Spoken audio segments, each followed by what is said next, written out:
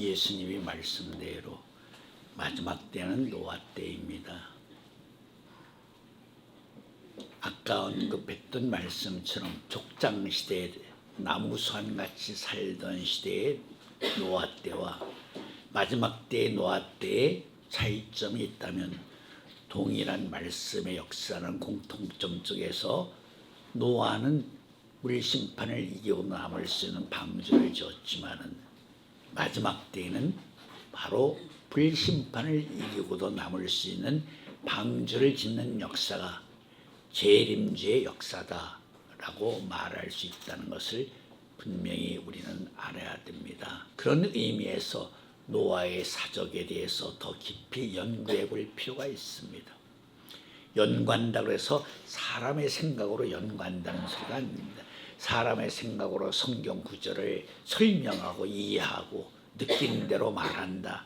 그런 개념이 아니라 성경 속에 있는 말씀의 세계는 신령한 일은 신령한 것으로만 알 수 있다고 하신 말씀처럼 신령한 바로 그리스도의 영이 아니면 하나님의 주권적인 은혜의 역사심이 아니면 우리는 성경에 있는 구속사의 경륜의 세계를 전혀 알지 못합니다. 노아의 부부, 셈의 부부, 함의 부부, 야벳의 부부가 한 장막에 살았습니다.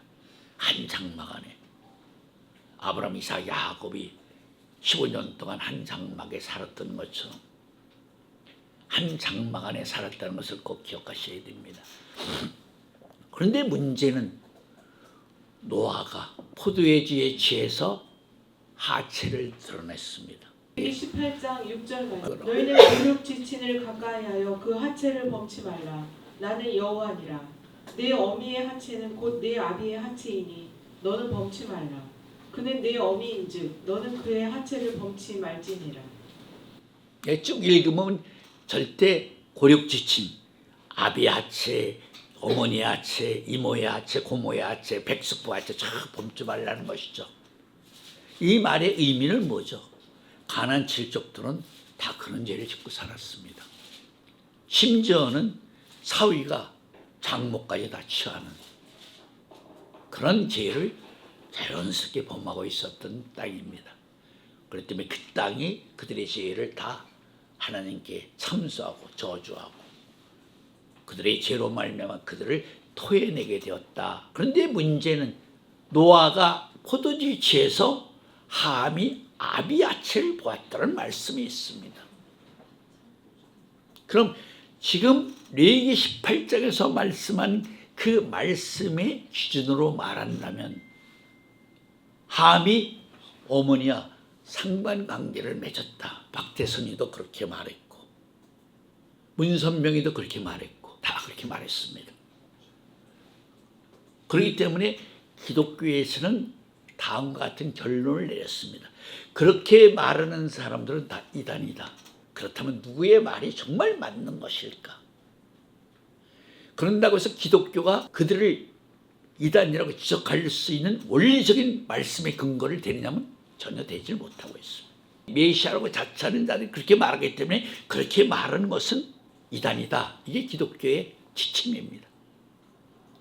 거기에 대해서 충분히 이해하고 납득하고 믿을 수 있는 비담은 없습니다. 여러분들에게 제가 한번 어떤 가설을 지금부터 한번 조심스럽게 펼쳐보겠습니다. 노아가 술이 취해서 자기의 침상에서 발가벗고 있다면 그것이 노아의 부끄러움이 됩니까? 아닙니까? 노아가 자기 방, 자기의 침상에 술이 취해서 발가벗고 있다면 함이 아들이 그것을 보았을 때 그것이 정말 아버지의 치명적인 부끄러움이 되었을까? 그렇게 생각할 수 있습니까? 한번 여러분들이 이성적으로 이성에 내가 한번 질문하는 것입니다. 아버지가 술이 취해서 자기 방에서 자기 침대에서 발가벗었어요. 그게 죄가 됩니까? 죄가 되지 않죠. 자기 방에서 술 취해서 자기가 발가벗고 있는데 자기 방이 아닌 아버지의 방을 침범한 엿보게 된 함이 문제가 있는 것이죠. 내가 술 취해서 내 방에서 발가벗고 잔다. 그것이 죄가 될까? 그것을 엿본 함이 문제가 되는 것일까? 깊이 생각해야 됩니다. 여러분들 성경을 자세히 보시기 바랍니다. 홍수 2년 후에 셈이 아르박삭을 낳았다. 성경은 이 점을 강조하고 있습니다. 이게 무슨 뜻일까? 왜 성경은 셈이 홍수 2년에 아르박삭을 낳았다는 걸 강조하고 있을까? 아르박삭은 셈의 장자입니까? 장자가 아닙니다. 셈의 몇 번째 아들이죠? 세 번째 아들입니다. 그럼 위에 형이 둘이 있습니다. 홍수가 끝나기 전에 방주 안에서 아이들이 태어났다라고도 우리가 생각할 수 있는 부분입니다. 이 말을 하는 저희는 요점을 여러분들에게 지적해 주고 싶어서 이 말을 하는 것입니다. 바로 가나안은 이때 태어났느냐 태어나지 않았느냐. 노아가 포도원을 만들고 거둔 수확물로 포도주를 만들어서 포도주에 취했을 때 창세기에 보면 함을 부를 때 뭐라고 두 번 불렀는지 아십니까? 가나안의 아비 하마. 그 구절 읽어주세요. 창세기 9장 18절 말씀. 방주에서 나온 노아의 아들들은 셈과 함과 야벳이며 함은 가나안의 아비라. 창세기 9장 22절 말씀. 가나안의 아비 함이 그 아비의 하체를 보고 밖으로 나가서 두 형제에게 고하매. 여기서 가나안의 아비 함을 말할 때는 그냥 하마 부르지 않았습니다. 가나안의 아비 함. 그렇다면 셈은 먼저 가나안보다 홍수 2년에 아르박삭을 낳았다고 한다면 셈을 부를 때도 아묵의 아비야 이렇게 불러야 마땅하죠. 함을 그렇게 부르니까. 그런데 셈과 야벳을 부를 때는 그렇게 부르지 않고 함을 부를 때만 가나안의 아비 하마 그렇게 불렀다는 거죠. 그럼 가나안은 무슨 의미가 있는 것인가? 에스겔 20장 6절 말씀 읽겠습니다. 에스겔 20장 6절 말씀. 구약 1178페이지. 그날에 내가 그들에게 맹세하기를 애굽 땅에서 인도하여 내어서 그들을 위하여 찾아두었던 땅 곧 젖과 꿀이 흐르는 땅이요 모든 땅 중에 아름다운 곳에 이르게 하리라 하고. 자, 젖과 꿀이 온 가나안 땅을 에스겔서 20장 6절에는 하나님이 찾아두었던 땅이라고 말하고 있습니다. 가나안이라는 의미는 뭐죠? 장차 이스라엘 백성들을 위해서 하나님이 예비하시고 준비해 뒀던 땅이라는 의미입니다. 아브라함이 127세를 산 사라가 죽고 나서 사라를 장례를 치르기 위해서 막벨라 굴을 은 400세겔을 주고 샀죠. 그 당시로는 상당히 고액을 주고 막벨라 굴을 산 것입니다. 조심스럽게. 그 굴이 바로 이스라엘 백성들이 출애굽해서 장차 돌아가야 될 본향의 의미를 가지고 있는 굴이 되었죠. 막벨라 굴에 아브라함, 이삭, 야곱이 묻혔기 때문에 레아도 묻히고 사라도 묻혔기 때문에 라헬은 묻히지 못했습니다마는 그들이 묻혀 있는 곳이기 때문에 바로 그것이 이스라엘 백성들이 돌아가야 될 뭐가 되는 것이죠? 고향과 같은 의미가 되는 것이죠. 마찬가지 하나님이 막벨라 굴을 그렇게 예비하고 준비해 뒀던 것처럼 가나안 땅도 그렇게 예비하고 준비해 뒀던 땅이다. 그런데 함이 그것을 어떻게 알고 아직 태어나지도 않는 자기 아들을 위해서 그 이름을 준비해 둔 이유가 무엇일까 하는 의미를 우리가 깊이 파헤쳐 들어가야 됩니다. 예수님이 마태 13장에서 이런 말씀하셨죠. 천국은 밭에 감춰진 보화와 같다. 그렇습니다. 그 밭에 보화가 감췄던 것을 아는 사람이라면 자기의 전 재산을 팔아서 그 밭을 사게 마련입니다.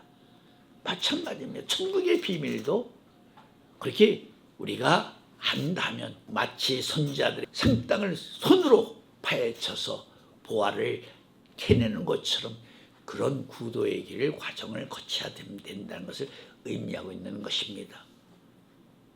그런데 함이 그 비밀을 어떻게 알았을까? 함의 네 번째 아들이 가나안입니다. 태어나지도 않는 가나안의 아비라고 함을 부르는 이유가 무엇일까 하는 것도 우리가 꼭 알아야 될 일 중에 하나입니다. 그것을 모르고는 그 문제를 해석할 방법이 없습니다. 풀어낼 방법이 없습니다. 풀어낼 방법이 없기 때문에 그냥 각자 자기들의 생각으로 출애굽기 20장 25절 말씀처럼 말씀을 돌을 총을 대서 사람의 생각으로 쪼개서 믿고 있다는 것이죠. 아비의 하체를 보았다는 것을 가리켜 함이 어머니를 범했다고 증거하는 사람은 다 지옥에 뗄 겁니다. 문제는 이런 것입니다. 이엘도께서 말하는 아버지가 자기 방을 수리쳐서 발가 벗은 것은 노아 자신의 입장으로 봐도 절대 죄가 되지 않습니다. 그러나 아버지가 술이 취해서 자기 방이 아닌 다른 방에서 옷을 벗었다면 그건 세상적으로 고주망태자의 망신살이 되는 것입니다. 하나님의 영광을 가린다고 말할 수가 있는 것입니다. 만약에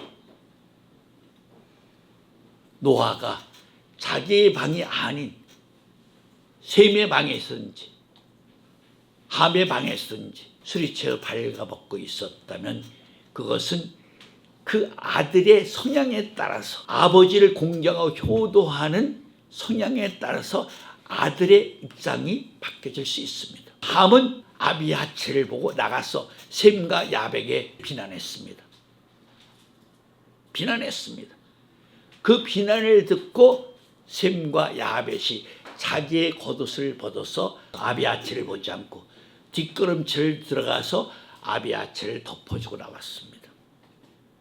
그래서 셈은 노아의 장자로서 축복을 받고 야벳은 셈의 장배에 거하는 축복을 받고 아비의 하체를 불평불만했던 함은 영원히 저주를 받고 말았습니다. 그렇다면 여기서도 또 한 가지 우리가 주목해야 될 점이 있습니다. 뭐냐? 정말 아비의 하체를 보고 아들이 비난했다고 해서 아버지가 그를 영원히 저주, 함이 받은 저주는 영원한 저주입니다. 사형에 해당되는 저주죠. 그런 저주를 받을 수 있었을까? 그것도 우리가 깊이 생각해야 될 점입니다. 예수님이 지금까지 아무도 그 부분에 대해서 이게 정답이야 이렇게 말하는 사람이 없었습니다. 성경은 원인과 결과는 다 짝으로 이루어져 있습니다. 결과가 나와 있으면 원인이 감춰져 있고 또 원인이 나와 있으면 결과가 감춰져 있는 것이죠. 그렇게 하신 이유는 마태 13장에서 천국의 비밀은 너희에게 허락되었으나 저들에게는 허락되지 않았다. 아무나 성경을 읽고 다 알게 된다면 그건 천국의 비밀이 아니죠. 다시 노아로 돌아옵니다. 함은 노아의 장자가 아닙니다. 셈이 장자입니다.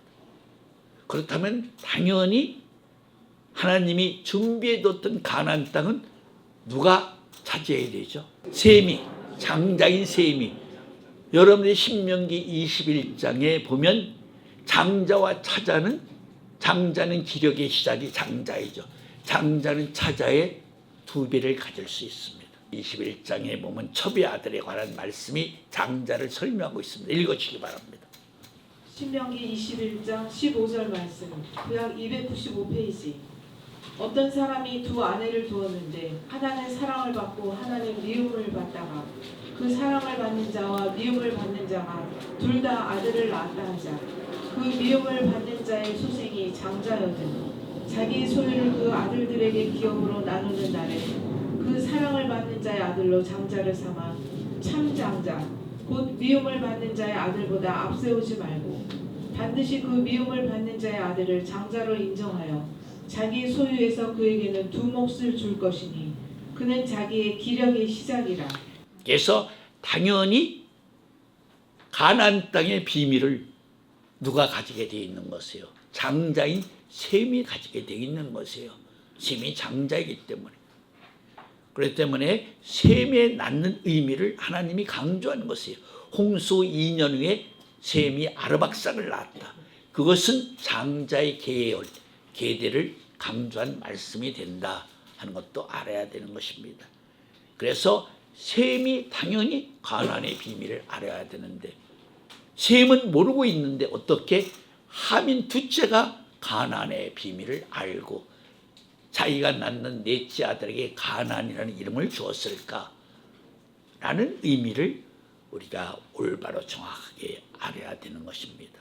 그렇다면 함은 가나안의 비밀을 어떻게 알았을까? 적과 꿀인 가나안 땅, 천국을 상징하고 있는 가나안 땅의 비밀을 어떻게 알았을까?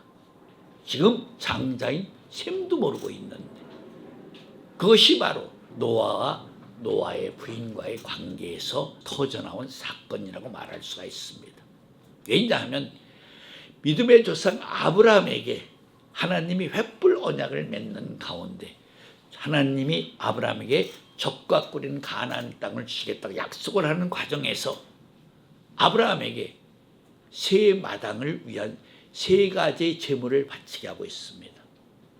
구약의 마당을 위해서는 3년 된 암소와 3년 된 암염소를 바치게 하죠. 3년이라는 말은 구속사의 의미를 말하는 것입니다. 3년 된 암소는 하와를 말하고 있고 3년 된 염소는 속죄 제물의 대상이죠. 노아의 부인을 말하고 있는 것입니다. 그리고 3년 된 시양은 여러분들이 잘 아는 대로 예수님, 신약의 마당의 제물은 예수님, 또 산비둘기와 집비둘기 새끼는 재림의 마당을 위한 제물을 말씀하고 있는 것입니다. 이 제물 속에 들어있는 의미를 봐도 노아의 부인은 염소, 암염소라는 염소는 속죄 제물로 드리게 되어 있는 제물의 대상이죠. 그것은 다시 말해서 노아의 부인이 온전치 못한 죄를 진 여인이었다는 의미가 되는 것이죠. 십자가형은 절대 옷을 못 입습니다. 하체입니다. 다 벗어야 됩니다. 그것이 십자가형의 관례입니다. 그래서 노아가 발가 벗은 것은 예수님의 십자가의 사역을 이루어드리는 마지막 믿음의 무대의 절정임의 꽃이며 열매였다. 노아는 하나님의 명령에 의해서 바로 그가 하는 모든 일은 하나님이 하시는 것과 같은 것입니다. 그는 완전한 은혜를 받은 사람이고 당대의 의인이고 완전한 자입니다. 하나님과 동행하는 사람입니다. 그가 하는 일은 마치 모세가 하나님의 명에 따라서 시내산을 8번 올라가는 입장보다 같은 것입니다. 노아가 하는 일은 하나님이 하시는 하나님 자신의 역사의 세계임을 우리가 분명히 알아야 됩니다. 그렇기 때문에 술이 취해서 필름이 끊어져서 그냥 술 취한 김에 모르고 발가벗은 것이다, 그런 뜻이 아닙니다. 하나님의 명령에 의해서 모세가 구스 여자를 취한 것은 어떤 흑인 여자에도 성적 매력을 느끼고 그를 취한 것이 아닙니다. 하나님의 명령에 의해서 구스 여인을 취했기 때문에 미리암과 아론이 책망을 받고 미리암이 문둥병에 걸려서 진 밖에 일주일 머물렀다 하는 사실을 여러분들이 아실 것입니다. 노아의 세계를 우리가 일반 계시의 눈으로 보기 때문에 하나님이 노아 때를 통해서 이루시고 자신 그 목적의 세계를 알 길이 없다는 것입니다. 장자가 가져야 될 가나안의 비밀을 함이 먼저 취했습니다. 그럼 함은 그것을 누구에게 알게 되었을까? 다시 말하면 함이 어머니를 통해서 그 비밀을 알았다는 것입니다. 즉 어머니를 통해서 알았다는 그 의미의 세계는 바로 들짐승 중에서 가장 간교한 뱀이 아담을 통해서 직접 역사하지 않고 아담보다는 믿음이 연약한 하와를 통해서 에덴 동산의 비밀을 알아낸 것과 같은 동일한 말씀의 역사에 노아의 부인이 걸려들고 말았다 하는 것을 알아야 되는 것입니다. 왜냐하면 방주 안에는 1층에는 부정한 짐승, 2층에는 정결한 짐승, 3층에는 노아의 가족들이 타고 있었습니다. 1층의 부정한 짐승에는 뱀도 있었습니다. 부정한 짐승에는 뱀도 있었습니다. 방주 안은 마치 에덴 동산을 옮겨놓은 상징적인 의미가 있는 것입니다. 왜? 하나님이 새로운 창조 역사를 펼친다고 해서 전 창조의 시대를 완전히 무시해버리고 새롭게 창조하는 것은 그건 있을 수가 없는 것입니다. 하나님이 스스로 자기의 뜻을 범하는 것이기 때문에. 그렇기 전 시대를 심판하고 새로운 시대를 연다 하더라도 새로운 시대에는 전 시대의 끝자락에서도 새로운 시대를 열 수밖에 없는 것입니다. 그렇게 방주 안에 있는 뱀이 또다시 방주 3층에 있는 노아의 가족들을 틈타 역사할 수도 있었다는 것을 알아야 되는 것입니다. 그렇기 때문에 함이 어머니를 통해서 젖과 꿀이 흐르는 가나안 땅의 비밀을 알게 된 것이다. 그 죄로 말미암아 노아의 부인이 3년 된 암염소가 되었다. 제물로도 그렇게 아브라함을 통해서 바쳐졌다 하는 점을 우리가 말할 수가 있는 것입니다.